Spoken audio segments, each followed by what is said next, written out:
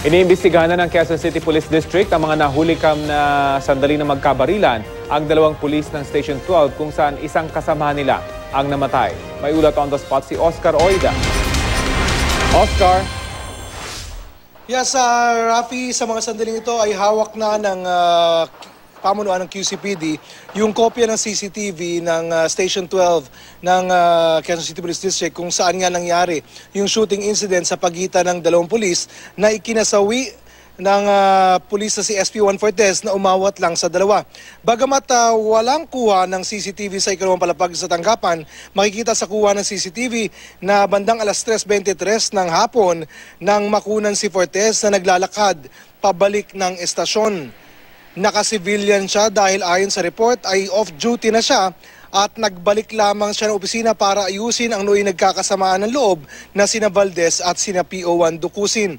Ilang sandali pa, makikita si Fortes na kinakausap si Ducusin sa lobby at aakyat sila sa hagdan at bandang alas 3:48 ng hapon ay makikita na ang kaguluhan.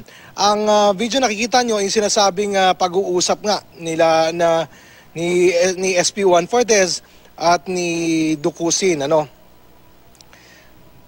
Ang kasunod niyan ay bagamat hindi makita sa video, aakyat dyan at doon ay sinasabing mangyayari yung shooting incident. Magkakaroon ng kaguluhan. Yung kaguluhan na yun makikita pa sa kuha ng CCTV. Matapos ito ay magkasunod na makikitang inilalabas sina PO2 Valdez at susundan ng paglabas kay SPO2 Fortes na naka-stretcher.